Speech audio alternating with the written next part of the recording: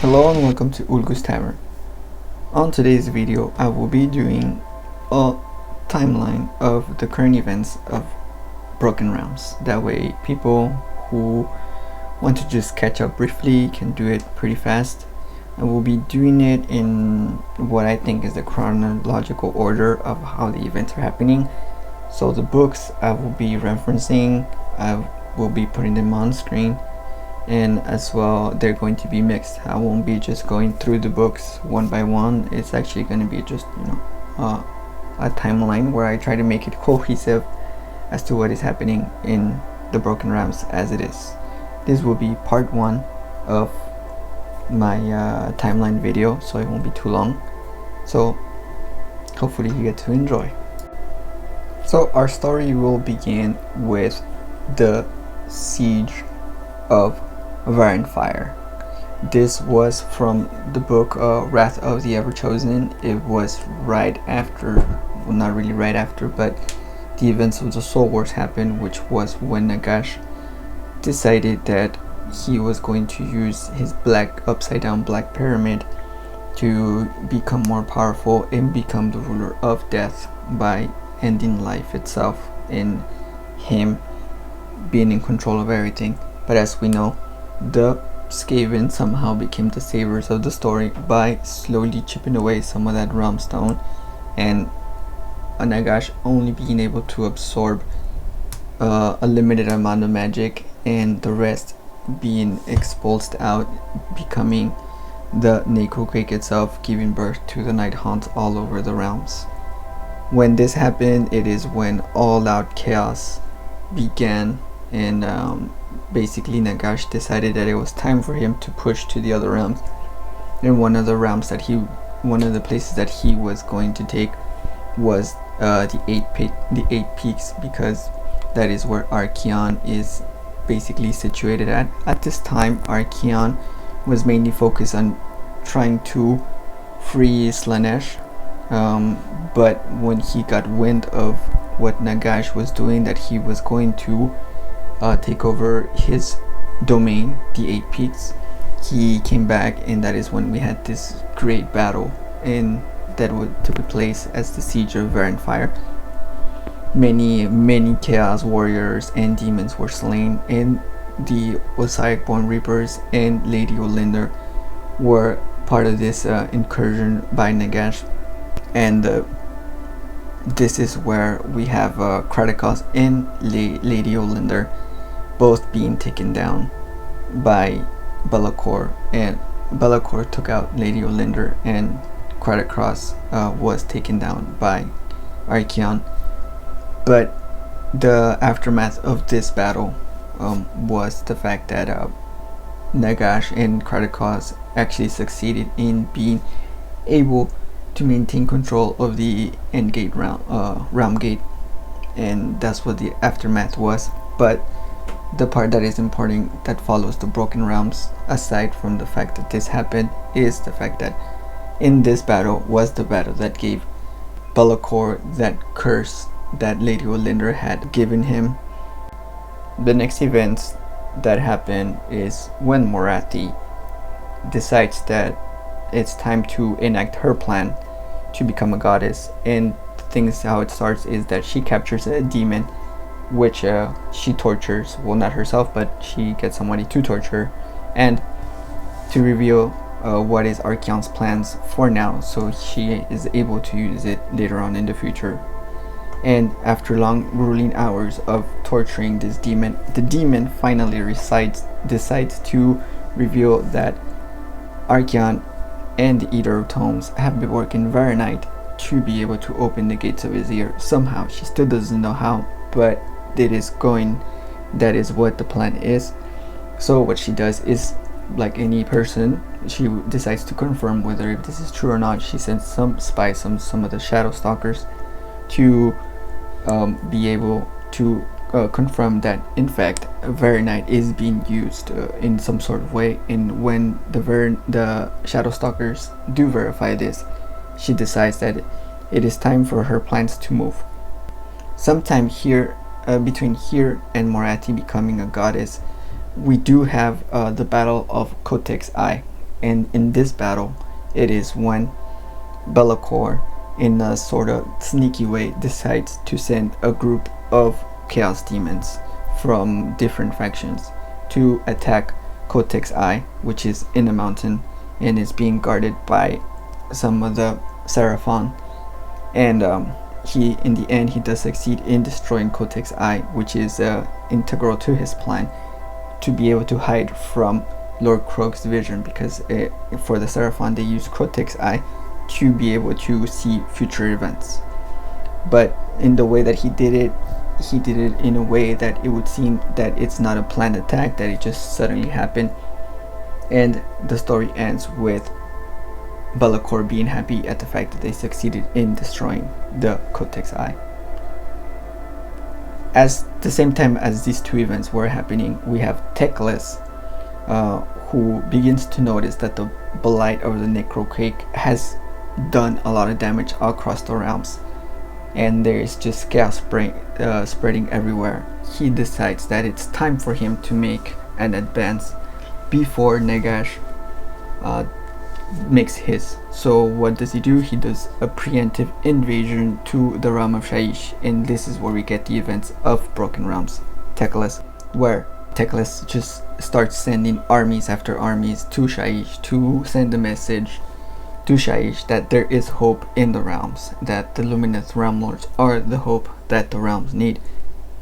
In Broken Realms Teclas, we do have the famous battle where he decides to invade the Ossiarch Empire by not attacking the capital itself of the Ossiarch Empire. He actually decides to attack a very symbolic place for the Ossiarch Bone Reapers called the Triptych.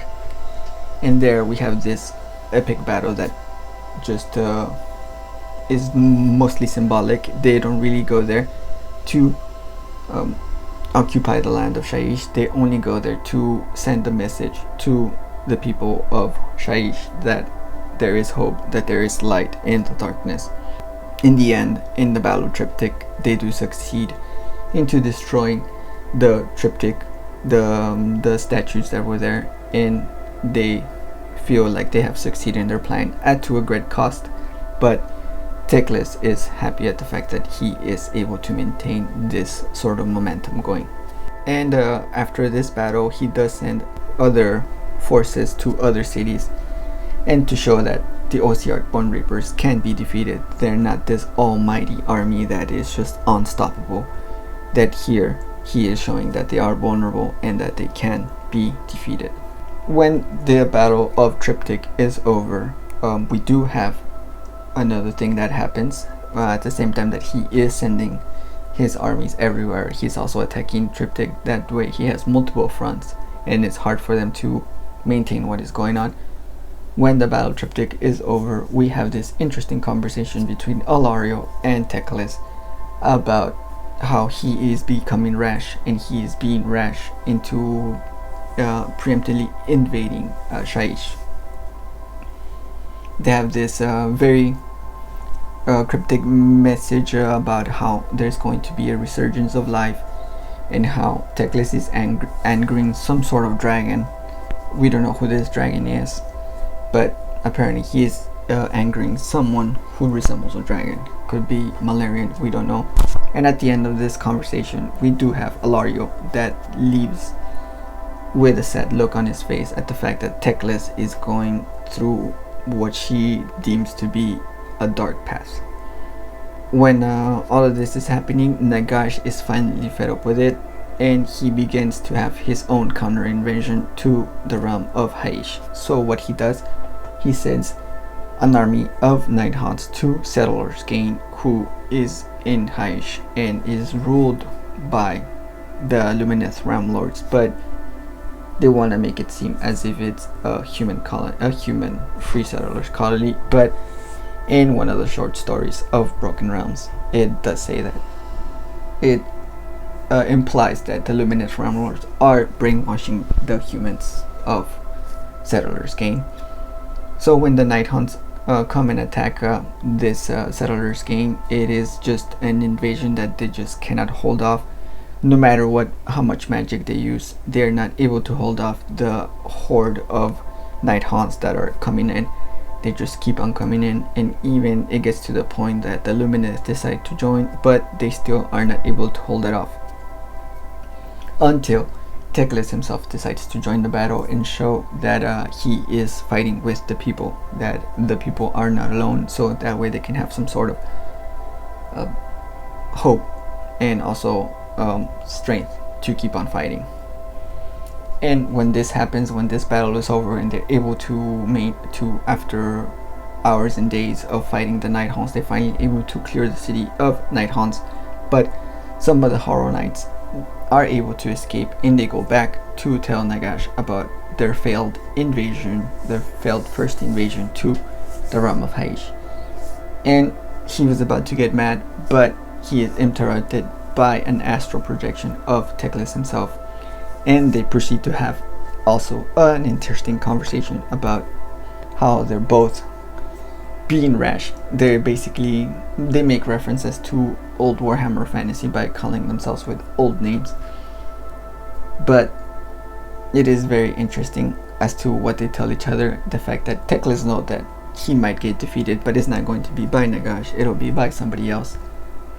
And when this conversation ends and they're both getting on each other's nerves, this is when Nagash tells his Mortox that it is time for them to do their invasion. But before Manfred goes on to proceed with Nagash's plan, he has a little interesting spat with what seems to be one of the Maggot Kings of Nurgle, a demon that he manages to summon. And in this little spat that they have, it is where the demon tells him that no matter what he tries in the invasion of Invidia is going to fail, because he's going to have the demons of Nurgle, and he's also going to have Alaria herself trying to stop him. The point of this demon summoning by Manfred's part is to know how much of the demons have control over and Alario, how much information does he know about what's going on in Invidia, and also where the Bleeding Gate is actually situated. And at the end of this short story, we do have Manfred telling the demon is that he actually plans to make this into a failure, meaning he is enacting his own free will into this plan, that he does not want Nagash to succeed. So what he's gonna do everything in his power to make this invasion fail. We go back to what is happening with Morathi. Morathi goes and tells Sigmar about Archeon's plan, and Sigmar begins to call on his war council, and this is where Morathi convinces Sigmar into sending part of his army, and she will send her army to destroy the Varanite mines, and this will be able to stop Archeon from invading Azir.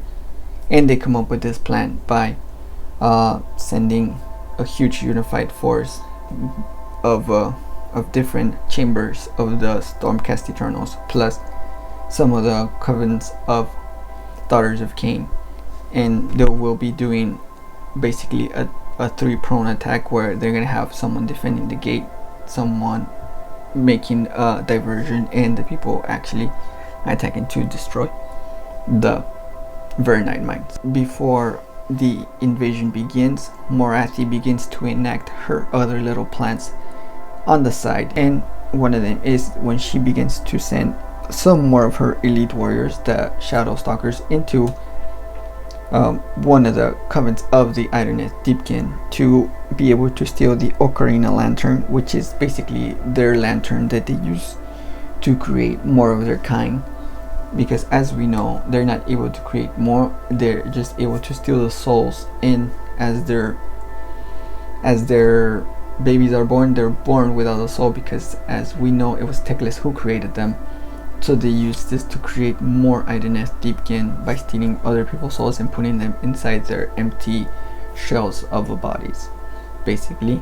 And this is what the Ocarina Lantern, what Morathi needs to be able to enact her plan to become a goddess. And when this plan actually succeeds, they're able to steal it. Only one of her Shadow Stalkers is able to survive. Finally, Morathi is ready Sigmar and Moratti begin to plan which chambers they're going to be sending. And in here, Moratti is already planning 2-3 steps ahead into her plan. So she herself requests the Alvenside Heldenhammer because she knows that Sigmar will send them, and when she's able to enact her plan,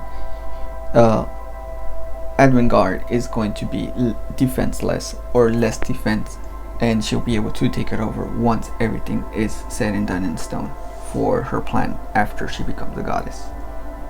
And now we go back to the story of what is happening with the Mortaks, and at the same time Moratti and Sigmar are talking about who and what troops they're gonna send and how they're gonna do it. And the Mortak side, they are finally ready to send their invasion forces through to be able to enact Nagash's plan, which is basically to corrupt the Ram Gates so they can have a direct connection to Shaish. And so we begin with the story of Neferata, who attempts to corrupt the gate, and Shaman, thanks to her cunning ways, she is almost able to successfully corrupt the gate, because as we know, Neferata works with spies and networks and hidden actions, so she's able to basically divert every single Caldronal overlord outside of her little domain that she created, so she is able to enact her plan in peace. But there is one Duarden named Imoda Barastrad who becomes a little bit too curious as to why nobody goes there. So she decides to investigate herself, and turns out that here is where she sees all the horrors, all these sacrifices that Neferata is doing. She's sacrificing people, so she sees blood and everything, and she gets shocked, and Neferata notices that she's there, and she begins to attack her, and she barely manages to survive with a few of her crew, and she goes back. And then in one of the short stories we found out the aftermath of this first half of the story is that actually Neferata sent some of her Soulblight vampires to kill her, so she won't be able to tell anybody. But in the nick of time, we have the sibling twins of Eliana and Elathor, and they ask her what she has seen and to take them to the place where they saw Neferata doing their plans, because the realms depend on it. So here we know already that Nagash and Teclas are in this spit-spat kind of battle going on. And once Eliana and Elathor are taken to Neferata, they manage to stop her by using the strength of Elathor and the magic of Eliana. Now we follow the story of Manfred, who begins to attack the Bleeding Gate, and he knows that the Magikins of Nurgle there, and they have this thing for the number 3. So he sends 3 armies up ahead, because as we said before, he wants this plan to fail. So he sends 3 armies. He keeps 1 army behind just to be able to hold the gate as much as he can. But these 3 armies begin to engage, and in the beginning they are winning. They are successfully beating the Magikins of Nurgle. But that is when Alario senses this corruption that the Soulblight vampires are causing. So she sends her Sylvaneth, some of the Kornarthi hunters, and so with this 2-prone attack that is happening against Manfred, he actually loses the battle and retreats. After all of this, Manfred was actually successful in his own personal quest of making this plan be a failure. After this, we follow the story of Archon the Black, who is sent to the region of Metrica in Haish. So since he is the most trusted warrior of Nagash, basically his right hand man, he gets entrusted with the most important part, and that is to invade Haish. And here he tries to actually invade it, and at first he is actually successful, but since the Lumineth Ram Lords are so entwined with their realm. They sense it since the beginning, and they send armies, and in the first he's winning. But then we have the Light of Altarian, who joins, and actually he loses, but he sends a second incursion to Haish, and in this incursion it is when we have finally the Light of Altarian get his revenge and send Archeon the Black to the Great Void, maybe. So we don't know what the future of Archon the Black is for now. And when all of this is over, and finally we go back to what is happening with Sigmar and Morathi, and they go and see Alario after everything that is happening with Manfred. Everything was done and said. They begin their part, and is that they go and talk to Alario. Morathi manages to convince Alario by sweet talking her, saying that they're the only elves that are going to protect elfkind, because Teclas and Tyrion are doing their own thing, so it is up to them. And that what convinces Alario into allowing them to use the Genesis Gate. And so Alario opens the Genesis Gate, and at the other side of Genesis Gates, the Chaos Warriors are hunkered down, and they are waiting for this wave of Stormcast to invade, as always, because they're always ready. But turns out that Alario first sent a huge wave to them, and basically most of them get wiped out pretty fast thanks to this wave, because as we know, the Genesis Gate on the Giron side is actually just a waterfall, so she uses this waterfall to create this giant tsunami wave. The Stormcast and the Covenants of Daughters of Cain use this as an advantage. They begin to attack. In first, and not really at first, but honestly it was just a very quick battle. They took over that, and they managed to hold it off the gate, defeated most of the Chaos Warriors, and now they're able to hunker down themselves into this gate. And this is where the plans begin to happen, in that they begin to separate into three contingents. You have the contingent that is going to stay guarding the Genesis Gate on the Chaos side, and then you have another one, the Hollow Knights, protecting the other side in the Giron side, because they know that the Magikins of Nargol will come there and attack them. But on the other side of the 8 points, we have Lord Celestial, Narba's Lightbearer, who is guarding the gate, who is going to stay behind to guard the gate.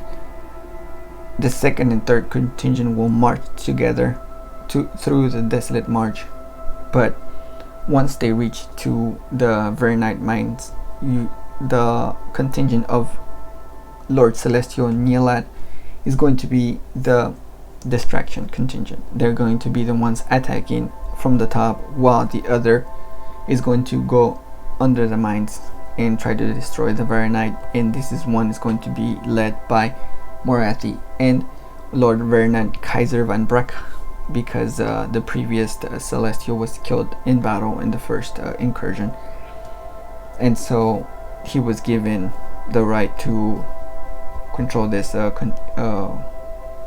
He was given the right to lead the one that is going to be with Morathi. So as they begin to march through the Desolate March, they are being attacked by left and right by Chaos Worshippers.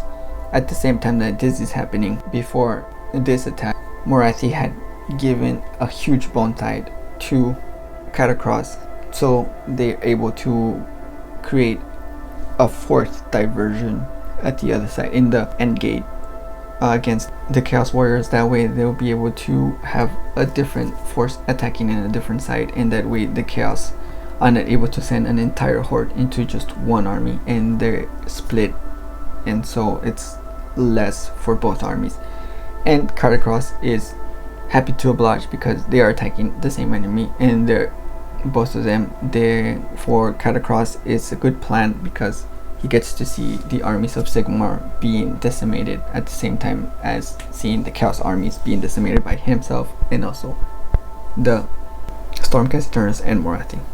And then Morathi enters the caverns beneath Venari Malls, And this is where Lord Celestial Nelat, he holds on the surface and he is fighting. But under the Vernite malls, the mines, it is equally as dangerous. You have creatures, you have also chaos worshippers also attacking them, so they're just losing people all the time, but they're still not losing their will to continue and fight. And they finally enter the mines and they see the creatures that are being used by the chaos demons, by the Eater of Tomes, to harvest the Vernite.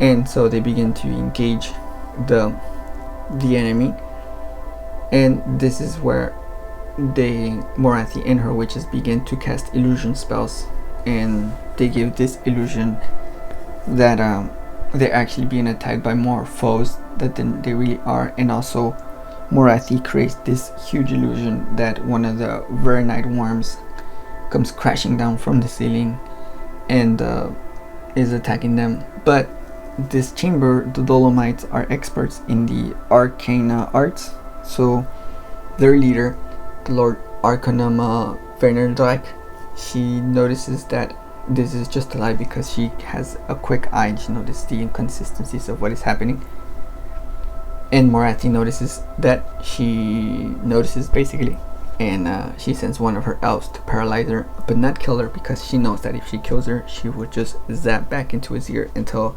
Sigmar what is happening. So she doesn't kill her, she just paralyzes her and watches her friends, comrades, get killed. It's not really clear as to who does it. Maybe it is the Daughters of Cain who kills the Sigmarites, or it's actually Chaos Warriors. It's not really explained, but they get killed, and I'm pretty sure she gets taken with Morathi, so she is not able to die. Then here we see that Morathi opens one of the worms up, and all the blood, she pulls it into the cauldron that she took, and all her cauldrons are actually tied to the mother cauldron. So this is what she's going to use for her ritual to become a goddess. While this is happening under the surface, in the surface, Lord Nihilat keeps fighting and keeps this distraction going, and she's losing more and more men. And that is when one of the iron scales from Morathi tells him that she has spotted Lord Van Broek, and Morathi finally coming out, as Morathi told Van Broek that they had successfully destroyed the Vernite Miles, and she believed them, so they're beginning to retreat. And also, this is where we get introduced to the shrines that the Eater of Tomes has been creating. We know that the Vernite has been used aside from some sort of mysterious way to open the gates of Azir, but it's also going to be used to stop the fallen Stormcast Eternals from zapping back to Azir. So what is happening is that every time a Stormcast Eternal dies, the runes on the shrine begin to glow, and instead of the Stormcast Eternal zapping back to Azir, they go inside this shrine, and so they keep on losing Stormcast Eternals. And this is where we get the first instance of a Stormcast actually permanently dying and not being able to get reforged. And as they're noticing this, Lord Nihilat, and now being joined by Van Broek, they both make a plan that one of them must die and tell Azir what is going on, but before that they have to destroy one of these shrines because some more are following behind. But for now they think that if they destroy the first one, the closest one to them, that is going to stop them and give them a little window of opportunity to be able to zap back and tell Sigmar as to what is going on. When all of this is happening, the Daughters of Cain and Morathi herself decide to just go away, and they leave their comrades behind. They use the Umberneth network. They leave them behind, knowing that this is a losing battle. What Nihilat offers is that he is going to actually kill Van Broek himself, and that way he's able to tell Sigmar as to what is going on. They proceed to the plan, and Lord Nihilat kills Lord Van Broek. In the beginning he's struggling to zap back to Azir, but after much struggling his actual lightning soul manages to escape and his soul gets reforged somewhere else. But this is where I'm gonna take a pause to this timeline, and because it's getting a little bit too long, and I will be making the second part later. That way I can just finish it. I'm thinking it's going to be just a two-part series, because after this not really much events are left, but this is the beginning as to how Morathi becomes a goddess.